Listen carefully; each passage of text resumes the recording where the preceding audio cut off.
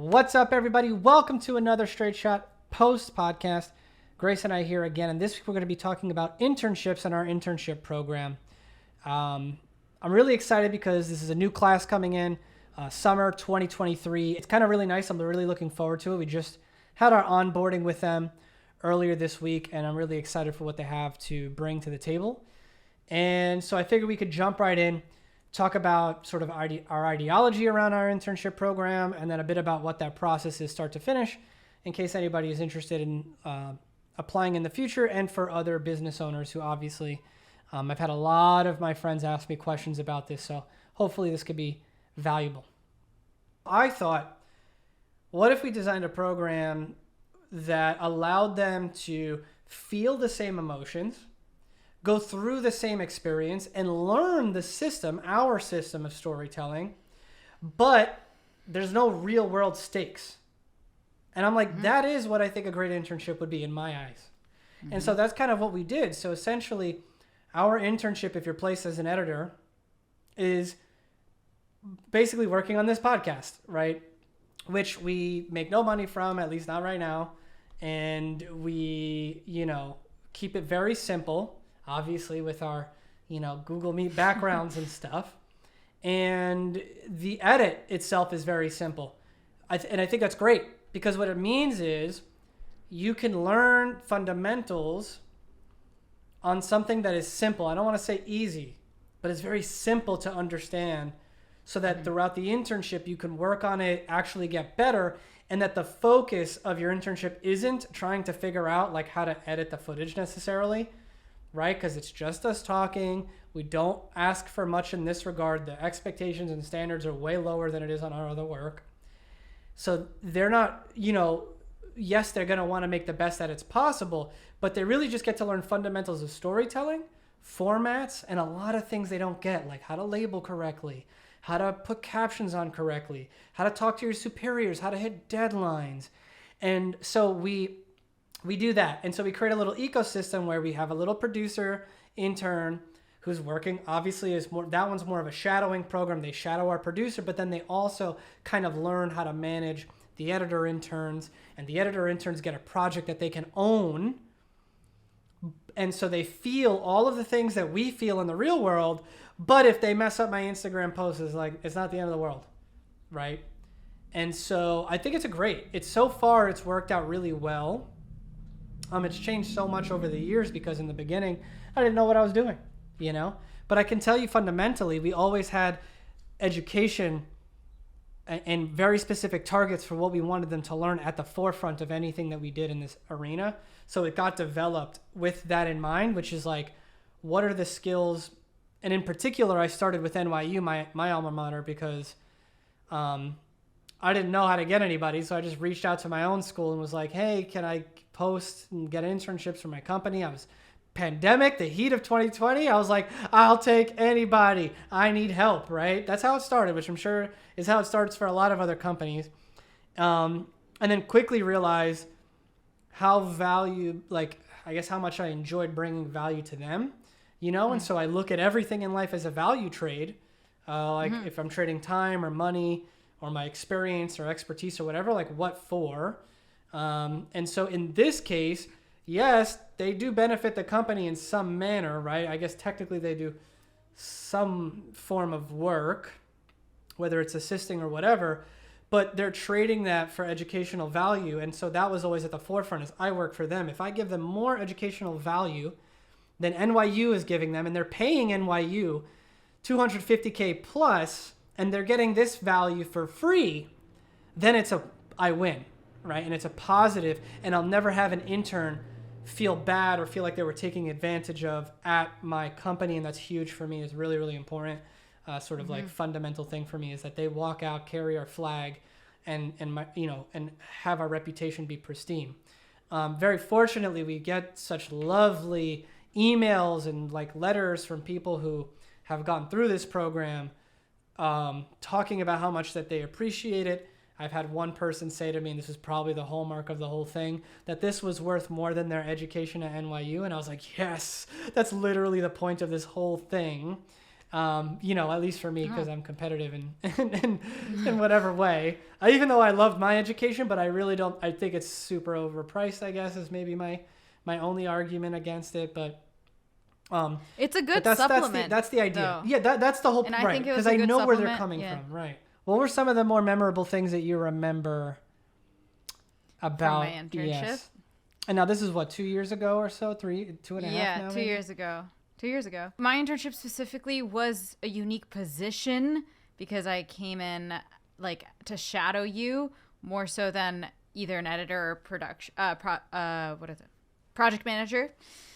And so, but all the same ideologies still apply, and it just felt like a big learning curve, and everything was really exciting but also frustrating because every single thing that I did felt like I was doing the wrong thing. And it was like I was thrown into this environment that's like a full company. I've never done that before. And everyone's talking about all this software and clients. I couldn't tell you, y'all were talking about Yellowbrick. There's this client we had, Yellowbrick.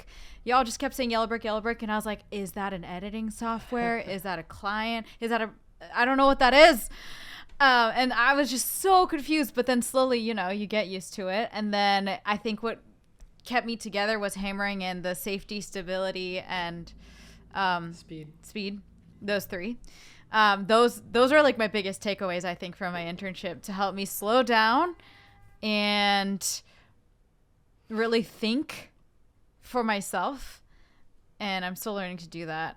I feel like it's like a balancing act, because sometimes I'll go way into slowing down, but then I'm too slow, and I'm being too safe. It's like you don't need to be that safe, and then I start to speed up, but then I'm going too fast. So it's like a balance. Was that clear? Did I make that clear? Like safety, because I think safety, stability, and then speed is a thing that we say here, where it's like first you have to make sure you're safe, then you have to make sure that the system is stable, whatever you're building. Be it like a workflow or your writing process or anything. Yeah. Once it's safe and it's stable, then you can start to speed up because you're getting reps in, you're getting used to it. So that felt so much like you. That was all like you lingo coming out of me. That's so interesting. Yeah. So before we get in, I was just curious. That was one of my biggest. I was definitely curious about some of those things that you remember. Obviously, you hear the same things every day now. 2 years in, it's very repetitive, of course, which is sort of one of the hallmarks of our system. But yeah, I was curious to hear that before I sort of go over the overview and the framework. And I guess let's talk a bit about. I never thought, because you give the warning to a lot of the interns, being like, I can be rough around the edges, and that was surprisingly the least thing that I found. I mean, maybe that's just me. I think it's a perfect place to talk about what the experience is designed to be. So currently at Straight Shot Post, we offer 3 different kinds of internships. One of them is an editing internship. One of them is a producing or project management internship. And the third is a writing internship. That one I'm not going to talk about because it's really specific and it's in a different department. I'm not that involved with that. But the other 2, obviously I've designed the whole system and in general, but the other 2 I'm very familiar with. So essentially what our program is designed to do is be a bridge coming out of college and going into the real world. Like, I think about what I was missing when I was coming out of college, and I guess quite frankly I didn't even do any internships because I was an idiot. And I think the main reason why is because I felt like they were just assistants. Like, when I was coming up, it was like work for free and get people's coffee, right? That was like the thing, I guess, is like what was said.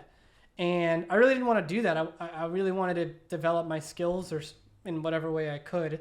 So I guess I'd rather take another class than do an internship. I probably didn't understand how much value I would have gotten from understanding how a company works and how to operate in a professional setting.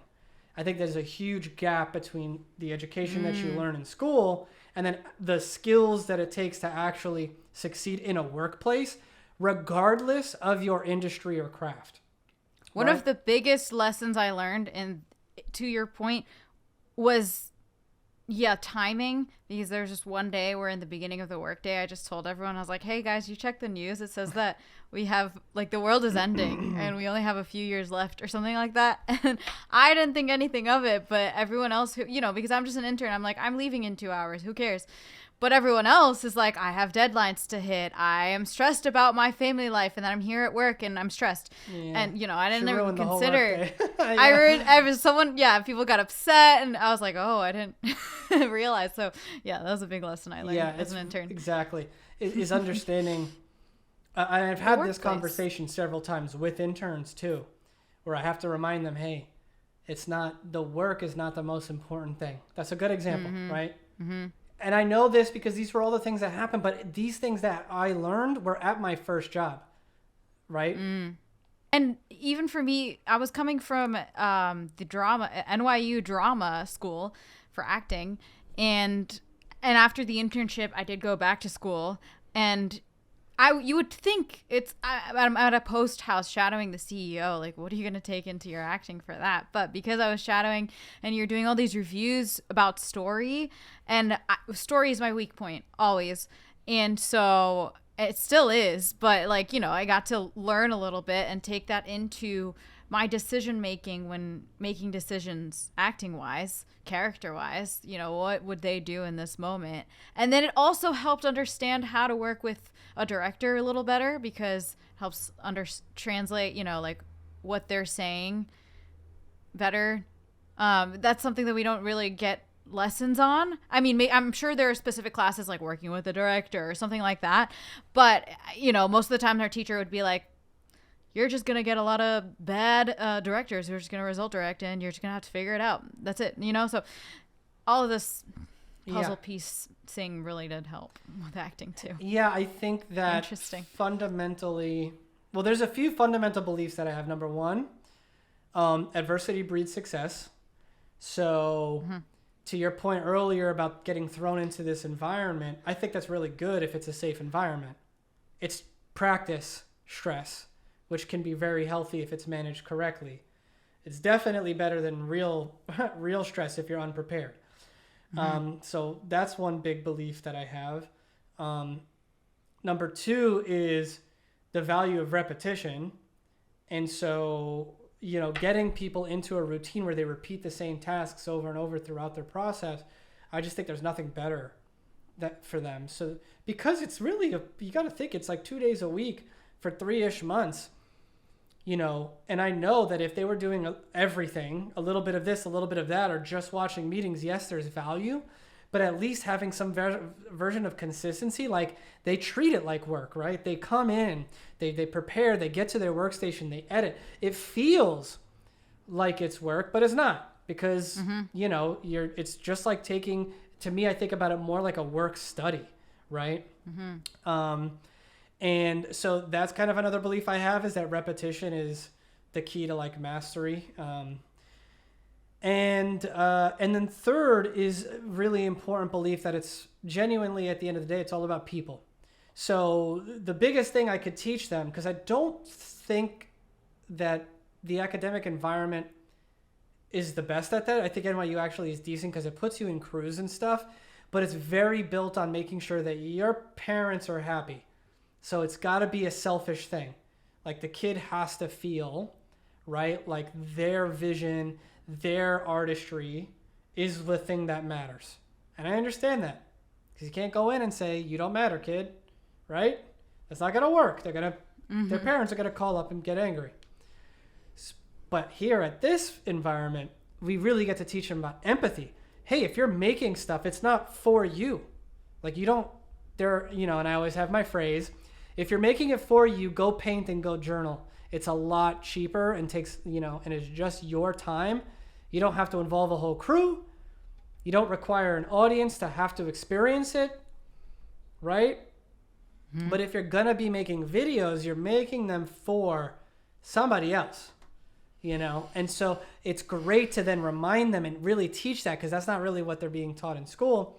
And it's kind of great to shake it up. And we've seen such great results with people coming out of the internship, using this stuff in their interviews, landing the jobs that they didn't feel like they could get. And I would say we actually have a decent amount maybe it's 60-40 in school versus recent grads.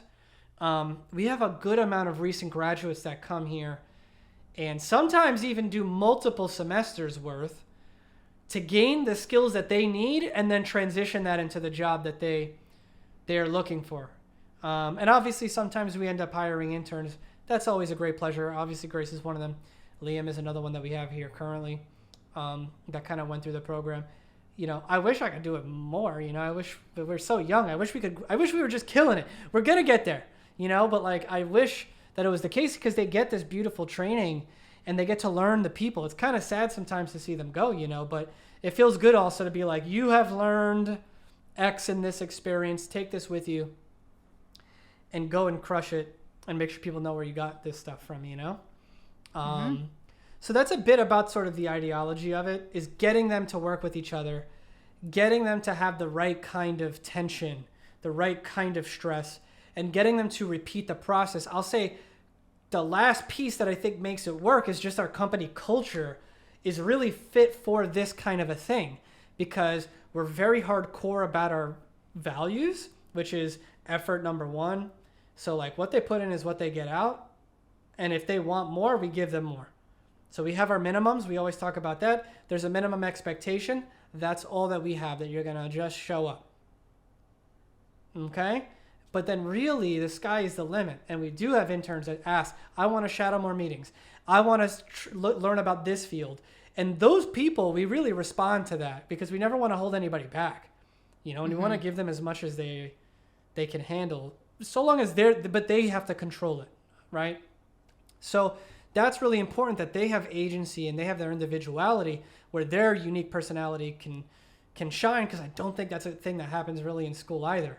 You know, so this is very much... Even that is something I was able to learn at the internship. I mean, you know, like knowing how much to commit, I guess, because before I remember when I first started the internship and you asked me for, you know, you're like, can you come in? And I said, yeah, I can, even though I was all the way across the river in New Jersey. And you're like, whoa, don't commit to something you can't do. And I was like, oh, maybe you're right. Like, maybe I can't come in every day, but I can come in these days, you know, like I'm going to be in the city sometimes. And then, you know, you kept pushing for me to be there more time than I wanted to. And it was hard for me to be like, no, I can't do that. And so just literally that. And also like writing emails. I didn't know how to write emails and it frightened me, but you know, doing that slowly, those little things that you don't even think about. Yeah. Just existing in a company. And I want to be clear, just because, you know, the way she said it might be pulled out of context.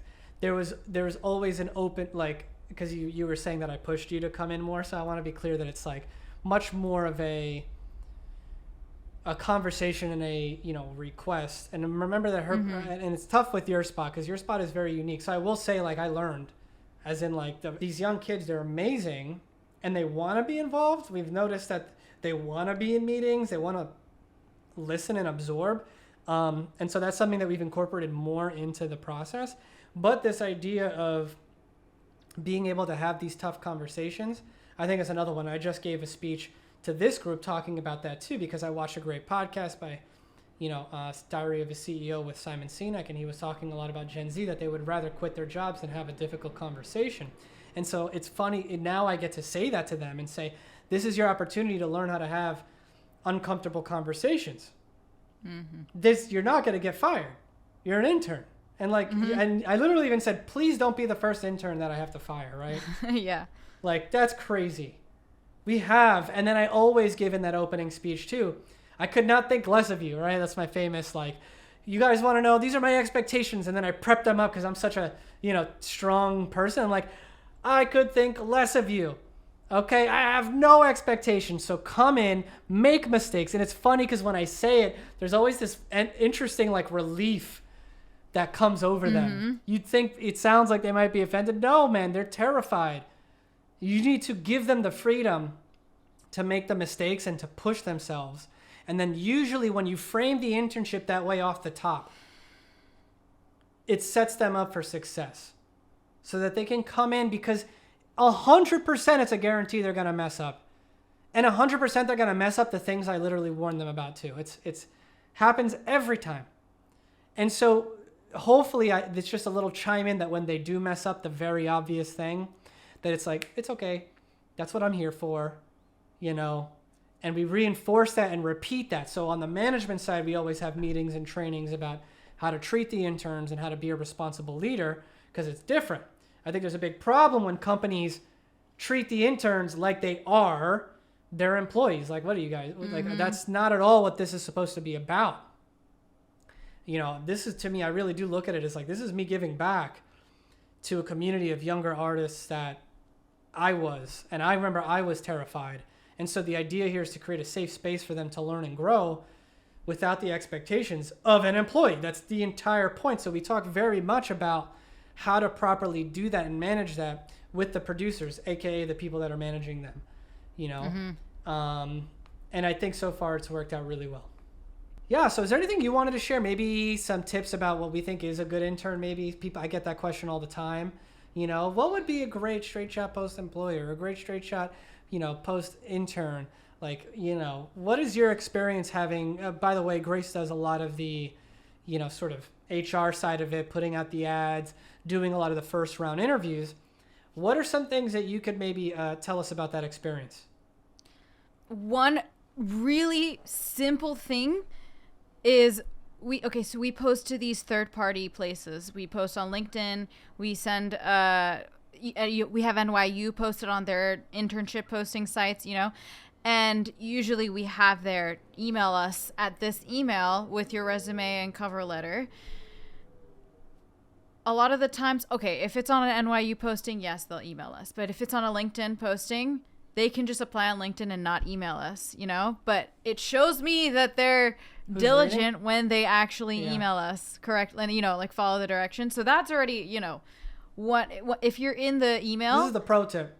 If you're in the email and, read you the, know, read the you already have a leg up. So that's one thing. And on the employer side, I'll say keyword, actually titling it and keywording your application is important. You know, making sure if it's paid or unpaid, that it's clear, making sure your expectations are very clear in the document. These kids are going to Google you. So you don't actually have to say too much about the company, I find. Yeah. You just want to be very clear about what the internship experience will be to see if they think it would be a good fit for them, because they're going to Google you anyways. And no matter how clear I make it, I always reiterate when I'm setting up the interview before I meet with anybody, this is remote, this is unpaid. Are you okay with that? And I'm surprised by how many people are like, oh, wait, it is? I didn't even realize. And then, you know, they dip. So that's a big tip. That narrows it down already. But it's hard because everyone's such a, I want, like we always say, like we want to take everybody on. We want to help. But I guess this is hypocritical to what I was, but when I see somebody who has like a singular focus, I appreciate that. I'm like, oh, they want to learn this one thing. But also sometimes if in the cover letter, they're telling us, you know, like I've been doing this one thing, but I really want to learn about this other thing. You know, I think that too. Yeah, I want to touch on this. Basically, there are two types of interns. There's somebody who's like basically wants to prepare for their career. And then there's the other person who is still taste testing and wants to see if this is something that they could do for their career, right? And we take both, although I think our internship is best suited for those who already know. I think maybe the project management one is better suited for like perhaps taste testing because you're more shadowing. It's a little bit more traditional as like you're doing, you know, you're just doing assistant stuff, filling out spreadsheets, doing research maybe. But you're getting more of a sense of by watching the producer, what it means to be one. And so, you know, it kind of can go either way. But I think Grace's perspective from the sort of in company side, when we see kids that know what they want to do, it's just easier. I feel like as we grow and develop, we're gonna have better systems to cater for the taste testers. But because we're so small, we kind of are looking for it to be a little bit easier on us too. Yeah.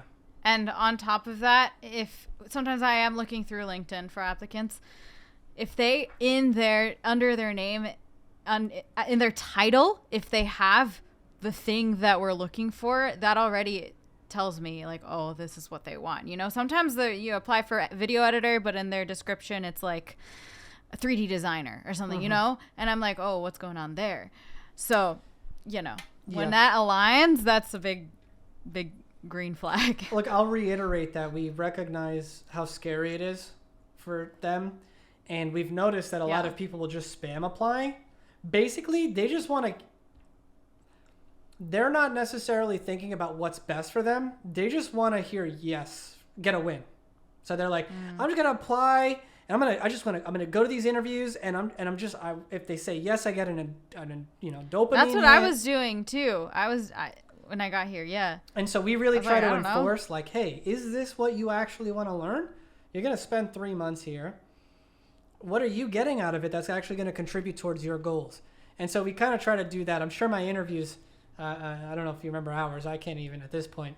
But I know that my interviews can be spicy because I tend to try to do that to really see if it's a good... I'm looking for just... Yeah, I want to make sure that if we teach them, it's valuable for them, right? Yeah. For sure. You knocked me back, I remember, in our interview. You're just like, oh, so you're an actor. And then I was like, oh, no. He knows. And then you're like, oh, so I get it. So you're taste testing and you want to, you would reiterate basically what I was saying I wanted back to me. And then I heard it from your mouth and I was like, oh, I guess that is what I'm saying. You know, like people don't usually do that. Usually I was doing bunch of interviews for internships at that time, and every time it'd be like someone's assistant who was just like looking at a paper who was like, so why'd you apply to this, you know? And then you came in and you're like asking me different questions and it knocked me off my game.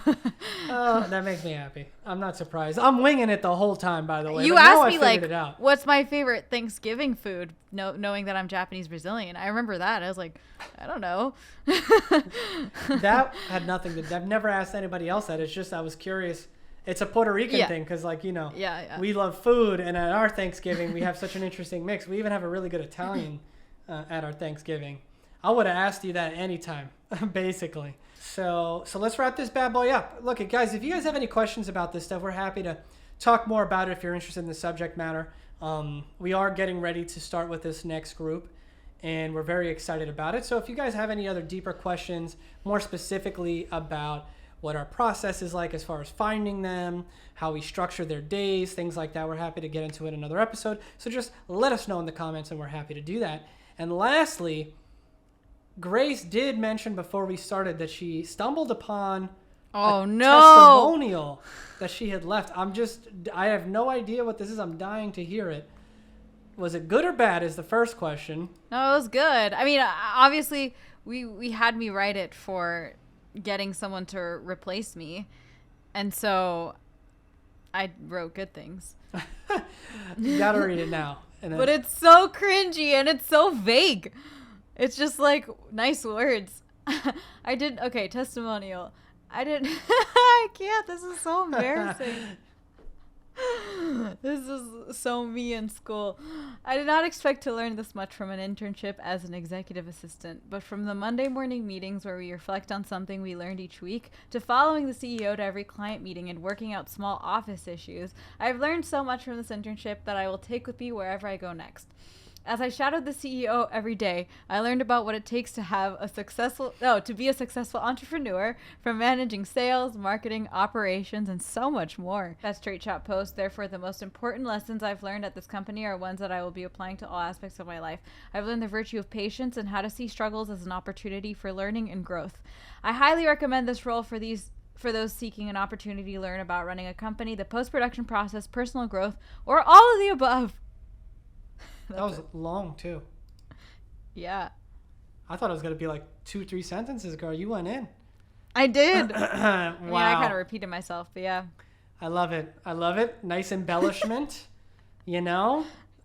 Like that you called yourself an executive assistant. Like that because we also have this fun thing. Again, it probably sounds weird, but to wrap this up, it's like, because we're so young and I'm so loose, I'm always like, call yourselves whatever you guys want, like however we can help, because I know, it's hard out there. So I'm sure I'm sure it looked good, but either way, she was excellent. Obviously, we scooped her up, and now the rest is history. That was actually thoroughly entertaining. Appreciate you putting yourself out there reading it. It is pretty cringy. And It's so I think cringy. I just don't even remember it. I don't even know. Maybe we put it Me on an neither. application or You something. just said, yeah. So yes, guys, if this video brought you any value, please don't forget to, like and subscribe. Share it with anyone that you think this could help, because I know I've certainly gotten tons of questions about this from my peers, and it's taken us a good few years to really figure out and hone in what was a good system, what was going to work for our interns as well as for our managers here. I will end by saying I think it is great if you're a small company to do it, because your management, there's no better training than a kid who doesn't know anything, sucks, right? And you can't get angry at them. It's like the most amazing thing to train your leadership at a young company who is looking for interns. So keep that in mind. Drop a comment below on what your experience has been with internships. Love it or hate it. We'd love to hear from you guys. So as always, work hard, be nice, and keep changing. We'll catch you on the next one.